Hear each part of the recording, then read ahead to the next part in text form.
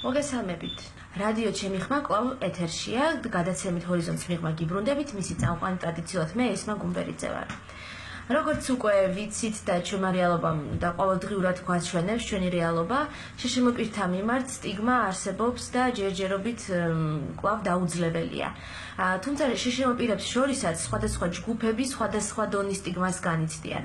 მაგათაც ვისაც დაფარული აქვს შეზღუდული შესაძლებლობა და ესე პირდაპირ გამოხატული არ აქვს, შესაძლოა უფრო ნაკლებ ბარიერს აწყდებოდნენ საზოგადოების მხრიდან მაინც.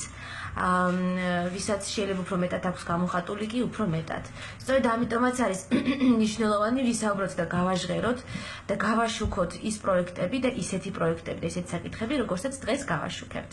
დანარჩენ სიურპრიზად დაგიტოვებთ, ახლა კი ჩვენ სტუმარს გაგაცნობთ, ანუკი ჯანელიძე, ასოციაცია ანიკას თანამშრომელი, სოციალური მუშაკი ასევე და ის დღეს ისაუბრებს Erasmus Plus-ის ერთ-ერთ ახალგაზრდულ პროექტზე, რომელიც იყო ინკლუზიური და რომელზეც უფრო ვცლად ანუკი გვესაუბრება. ანუკი, მოგესალმები, მადლობა ამ ცხელზაფხულს რომ ჩვენთან ხარ გადაცემაში და თუ შეიძლება რომ წარადგინოთ ჩვენი ეს პროექტიც და ორგანიზაციაც. მოგესალმებით, თუ რამე დამიტოვა ეს მომსათქმელი შევეცდები მოგიყვეთ და თან განვავრცო.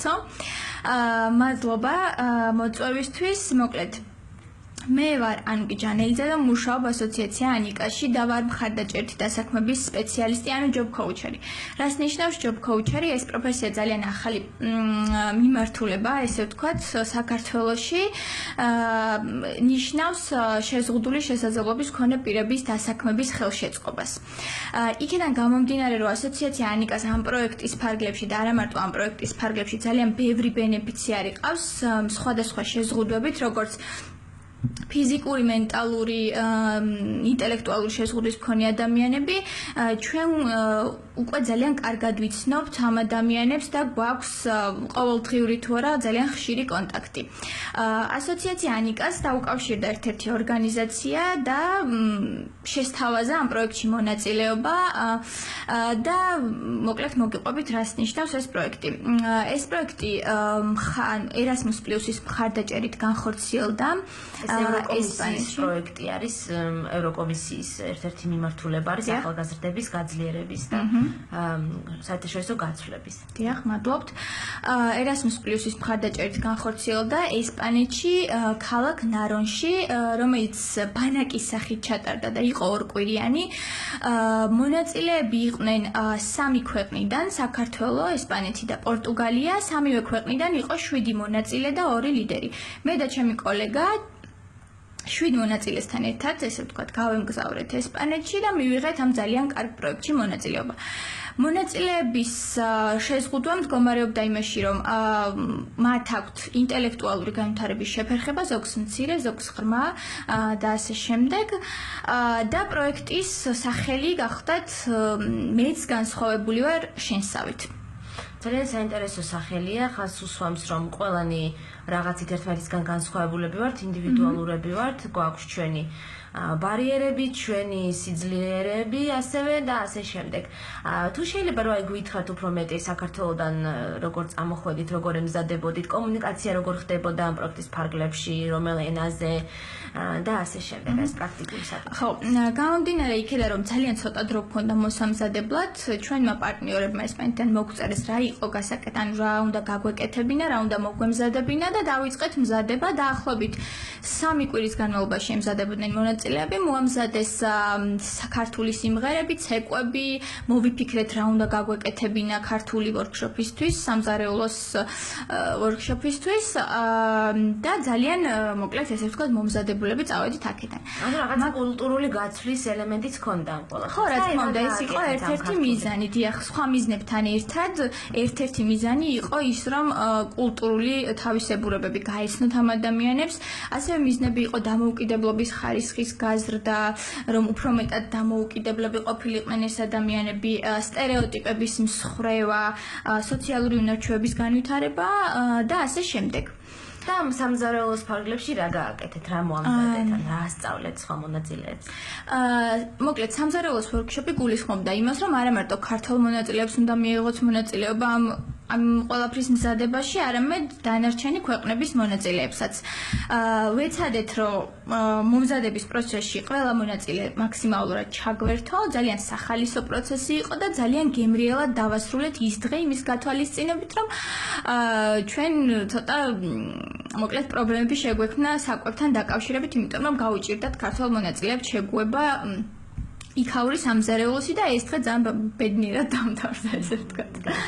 დიახ, უფრო მეტია იყო საკომუნიკაციო ენასთან დაკავშირებით და კიდე სხვა რა აქტივობებს, ასე ვთქვათ, რას აკეთებდით კიდევ? ხო, საკომუნიკაციო ენა იყო ინგლისური, თუმცა გამომდინარე იქედან, რომ არც ერთი ქვეყნის მონაწილეებს საკომუნიკაციო დონეზე არ იცოდნენ ინგლისური, გვიწევდა გადაგვეთარგმნა ყოველთვის ქართულიდან ინგლისურად, ესპანურიდან პორტუგალიურად და ასე შემდეგ. ძალიან არეული და სახალისო პროცესი იყო, მაგრამ ენის ბარიერის მიუხედავად, რისიც ძალიან გვეშინოდა, ჩვენმა მონაწილეებმა ძალიან კარგად შეძლეს კომუნიკაცია და ზოგჯერ ვეხვეწებოდით კიდეც, რომ ცოტა დაგვაცედეს თქო.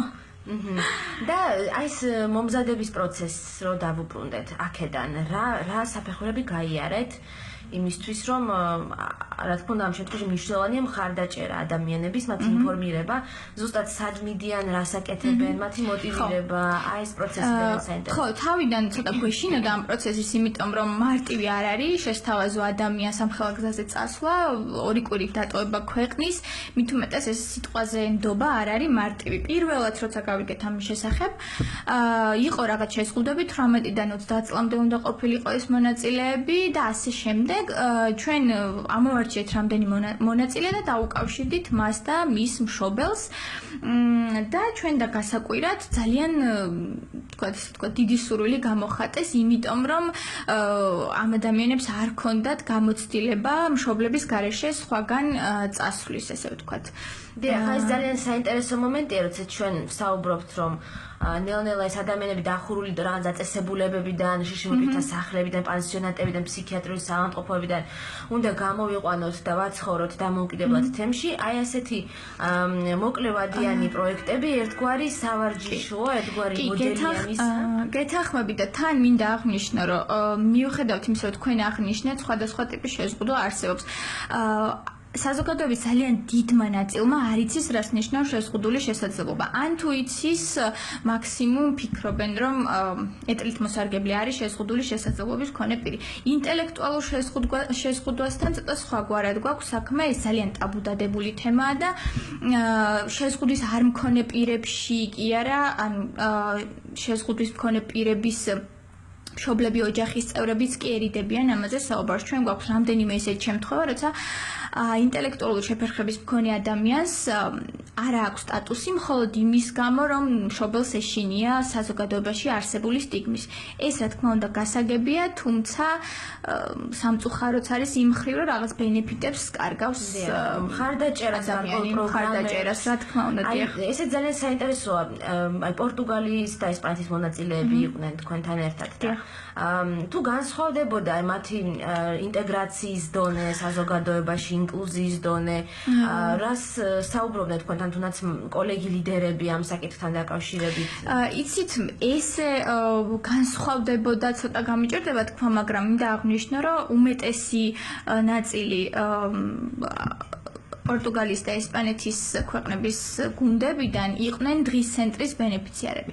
შესაბამისად, მათ უფრო მეტად ჰქონდათ გუნდურობის შეგრძნება, უფრო მეტ პროექტში მიუღიათ მონაწილეობა და ეს შეიძლება ყოფილიყო უფრო თვალშისაცემი, რომ ამ მხრივ შეიძლება განსხვავდებოდნენ ქართველი მონაწილეებისგან. და შესაძლოა საზღვარგარეთაც ყოფილა მსგავსი უმეტესი მათგანი, დიახ, უმეტესი მათგანი უფრო მეტად დამოუკიდებლები იყვნენ და ხო ქონდათ ამ მხრივ გამოცდილება, რომ სხვა ქვეყანაშიც ყოფილიყვნენ ნამყოფნი, ესე ვთქვათ. წლების წინ განათლების სამინისტროს ერთ-ერთმა თანამშრომელმა ასე თქვა თურმე, რომ უსინათლო ადამიანისთვის რა მნიშვნელობა აქვს სად ისწავლის ინგლისურს, თქო საქართველოში თუ ბრიტანეთში, ის მაინც ვერაფერს ვერ დაინახავს და ამიტომ აქაც მინდა ეს კითხვა დავსვა.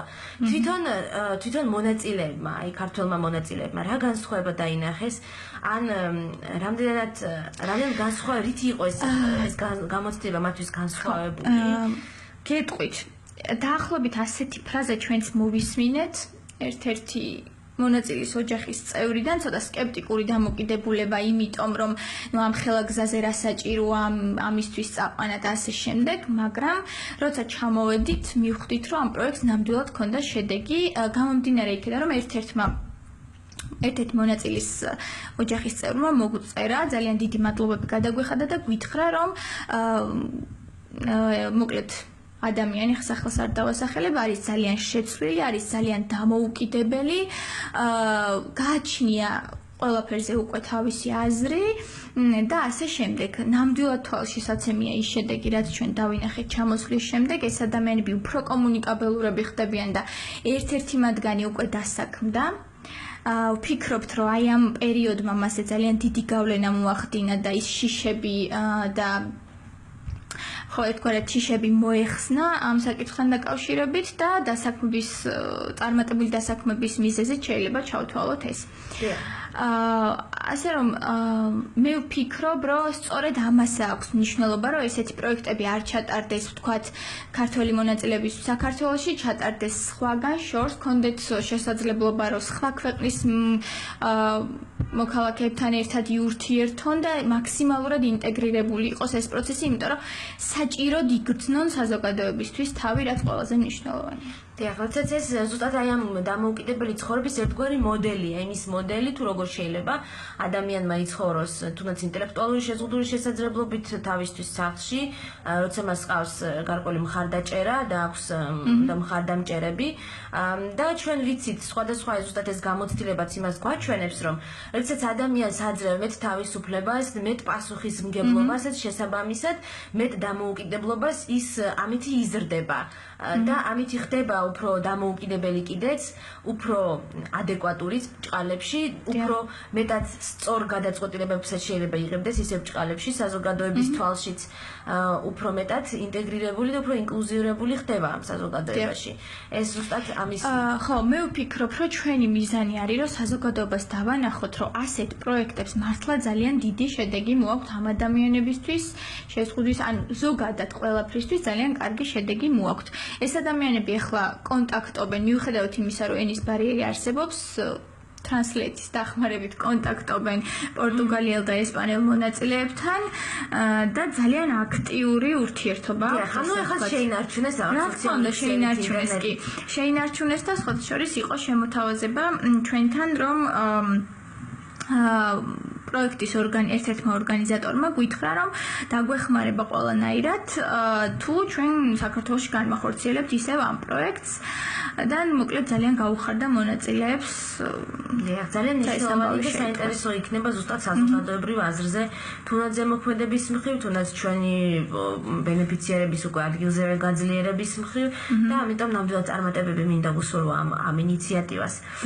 უფრო მეტიც რომ ვისაუბროთ აი აქტივობებზე, თვითონ ბანაკის ყოველდღიურობაზე, რაღაც გამოწვევებზე, რომელიც შესაძლოა თქვენ. აი ბანაკის აქტივობები იყო ძალიან საინტერესო, 2 კვირის განმავლობაში ვიმყოფებოდით იქ და ყოველი დღე და ყოველი წუთი იყო ძალიან კარგად და სასიამოვნოდ დაგეგმილი, ასე ვთქვათ. ძირითად, ანუ ზოგადად იყო გასართობ შემეცნებითი ბანაკი და ძალიან დიდი ყურადღება იყო გამახვილებული მუსიკაზე, იმიტომ რომ ვიცით, რომ მუსიკა ძალიან კარგი თერაპია, ესე ვთქვათ. პროექტის ბანაკის განმავლობაში გადავიღეთ ლიპდაფი კლიპი Bon Jovi სიმღერაზე It's My Life, რაც ნიშნავს, რომ ეს ჩემი ცხოვრებაა და ეს ერთგვარად გაიდლაინად გასდევდა მთელ ამ დღეებს, იმიტომ რომ რაღაც აქტივობებში როცა ერთვებოდნენ, ხშირად უწევდათ იმაზე პასუხის გაცემა, რას ნიშნავს ეს ჩემი ცხოვრება და ძალიან საინტერესო შედეგები მივიღეთ, იმიტომ რომ მხოლოდ ქართულ მონაწილეებს ჰქონდა ამაზე პასუხი, ანუ რას ნიშნავს ჩემი ცხოვრება, უნდა ჩამოეწერათ, რას ნიშნავს მათთვის. ზოგისთვის ეს იყო შეყვარებული, ზოგისთვის ეს იყო მუსიკა, ზოგისთვის ეს იყო ხატვა, ცეკვა და ასე შემდეგ. მხოლოდ ქართულ მონაწილეებმა აღნიშნეს ის, რომ ჩემი ცხოვრება არის ოჯახი. და ძალიან გაუკვირდათ, როცა ეს ახსენეს, იმიტომ რომ პორტუგალიელ და ესპანელ მონაწილეებს ცხრილში, ესე ვთქვათ, ჩამონათვალში არ იყო არც ერთი ოჯახი და აღნიშნეს, რომ რამხელა როლი ჰქონია საქართველოში ოჯახის ფაქტორსო. კიდე იყო, რა ვიცი, ხატვის აქტივობების სიმულაციური თამაშები, გუნდის შეკვრის თამაშები იყო ძალიან ხშირად. ასევე გასართობები კლუბში ვიყავით რამდენჯერმე, სერფინგი ისწავლეს, რაც ძალიან მოეწონათ და დღემდე ძალიან სასიამოვნოდ იხსენებენ. ძირითადად ესეთი აქტივობები იყო. ძალიან საინტერესო ეს ძალიან საინტერესო რაღაცას გაუსვით ხაზი. და იქ ის მონაწილეები ანუ ინსტიტუციებში ცხოვრობენ? არა, ყველა მონაწილე არ ცხოვრობს ინსტიტუციაში, თუმცა მაინც აღნიშნეს, რომ ოჯახთან ესეთი განსაკუთრებული დამოკიდებულება არ აქვთ. ნუ რა თქმა უნდა, უყვართ თავიანთი ოჯახის წევრები, მაგრამ ისეთი ახლო დამოკიდებულება, როგორც ქართველ მონაწილეებს აქვთ, ასეთი ახლო დამოკიდებულება არ აქვთ თავიანთ ოჯახის წევრებთან და მშობლებთან. ძალიან საინტერესო არის ეს გამოცდილება და ალბათ ამ მონაწილეებისთვისაც, ანუ ერთმანეთის ცხრილების შედარება ვისთვის რას ნიშნავს მათი ცხოვრება უშუალოდ. კიდევ რა გამოწვევები იყო ყოველდღიურობაში, ამ სხვადასხვა ბარიერები, იგივე საბუთებთან დაკავშირებით, მაგალითად, რამდენად საჭირო იყო მხარდამჭერების თანხმობა, ან სხვა მსგავსი დოკუმენტაცია. გამოწვევები იყო არც ისე ბევრი, ესე ვთქვათ. პირველ რიგში იყო ის, რომ ჩემი და ჩემი კოლეგა ნინოსთვის იყო ძალიან დიდი გამოწვევა ის, რომ 7 ადამიანზე აგვეღო პასუხისმგებლობა და წავსულიყავით ბანაკში. ეს იყო ჩვენთვის ძალიან დიდი პასუხისმგებლობა, თუმცა მინდა აღვნიშნო, რომ მონაწილეებმა ძალიან კარგად გაიაზრეს ის, რომ ჩვენთვის ეს იყო ამხელა პასუხისმგებლობა და ყოველ ნაბიჯზე ძალიან გვეხმარებოდნენ, რომ რაღაც პრობლემები გადაგვეჭრა, როგორც გზაში, ასევე იქ ყოფნის დროსაც. გამოწვევა ასევე მეტნაკლებად უკვე ვისაუბრეთ ამაზე, მაგრამ კიდე აღვნიშნავ, რომ იყო ამ ადამიანების ოჯახებისგან განცალკევებით ყოფნა 2 კვირის განმავლობაში ძალიან დიდ მანძილზე. და ძალიან ხშირად სურდათ იქედან დაკავშირება, მაგალითად Skype-ით უნდათ ლაპარაკი და ძალიან რამდენიმე დღე დაგვჭირდა იმისთვის, რომ აგვეხსნა, რომ აქ არ ვართ ამისთვის, აქ ვართ რაღაც მისიისთვის და ეს მშობლებთან და ოჯახის წევრებთან კონტაქტი ცოტა ხნით და გადავდოთ. სხვადასხვა მშობლებთანაც დაგვჭირდა ამაზე საუბარი, რომ ყოველ 1 საათში სურდათ შვილებთან საუბარი, მაგრამ რა თქმა უნდა ეს ვერ მოხერხდებოდა ესე. დიახ.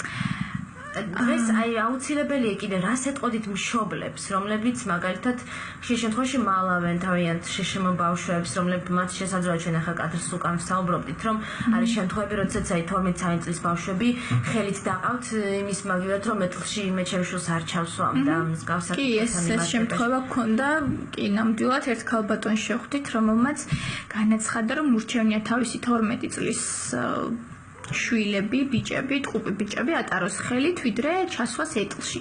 ნუ აქ არის პრობლემა ინფორმირებულობის დაბალი დონის, გარდა იმისა, რომ რა თქმა უნდა გასაგები ამ ქალის წუხილი, მაგრამ ინფორმაცია უნდა მიეწოდოს ამ ქალბატონს მაქსიმალურად, რომ არ დაირღვეს ამ ბავშვების უფლებები და უგულებელყოფილი არ იყოს მათი მოთხოვნილებები, რაც ძალადობის ერთ-ერთი ფორმაა.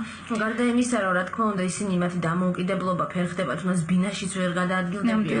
იგივე რავით საპირფარეშოს გამოყენება, რაც ჩემთვის ღირსებასთან არის პირდაპირ ბმაში დამოუკიდებლობა, ამას გარდა უკვე როდესაც ისინი ასაკში შევლენ, ძალიან გაუჭირდება დედასაც თვითონ, რაც უფრო ნაკლებად დამოუკიდებელი არის შვილი, შეშემო პირი მით უფრო მეტად უჭირს მისი დახმარება ოჯახის წევრს, ახლობელს თუ სხვა, ამიტომ ეს ძალიან მნიშვნელოვანია. ხო, ეს ძალიან სამწუხარო ფაქტია, თუმცა არსებობენ მშობლები, რომლებიც ზუსტად ისევე ფიქრობენ, όπως თქვენ აღნიშნეთ, ანუ ისინი იაზრებენ იმას, რომ ეს ადამიანები დამოუკიდებლები უნდა გახდნენ, იმიტომ რომ შეძლონ მხარდამჭერის გარეშე ცხოვრება. საბედნიეროდ ესეთი შემთხვევებიც არის. დიდი მადლობა თქვენ, ანუ კი ნინოსაც ამ პროექტის განხორციელებისთვის, მადლობა ბენეფიციარებს, მონაწილეებს, მათ მშობლებს ამ გამბედაობისთვის, რომ ძალიან ძნელია კომფორტის ზონიდან პირველად გახვიდე და რაღაც ახალი გააკეთო ისეთი რამ, რაც შენთვის ჩვეული არ არის. და თუნდაც გახდე დამოუკიდებელი, ბევრ ძალის ხმევას საჭიროებს, ეს არ არის მარტო სურვილი, მარტო რაღაც მონდომება, სიტყვით ერი თქვა რომ მინდა რომ დამოუკიდებელი ვიყო. ყოველივე ამისთვის ძალიან დიდი მადლობა. მადლობა და თუ მაქვს ცოტა დრო, ჩემს პროექტზეც ვიტყვი. მოკლედ, ადამიანები, ვინც გვისმენენ, არიან შეზღუდული შესაძლებლობის მქონე პირები, ან ოჯახის წევრები, ან მხარდამჭერთა ქსელი, ჩვენ ვეხმარებით შეზღუდული შესაძლებლობის მქონე ადამიანებს დასაქმებაში და თუ გსურთ მიიღოთ ეს მომსახურება, ასოციაცია ანიკას ვებგვერდზე ნახავთ სააპლიკაციო ფორმას, რომლის შემდეგაც დაგიკავშირდებით და განვაგრძობთ მუშაობას.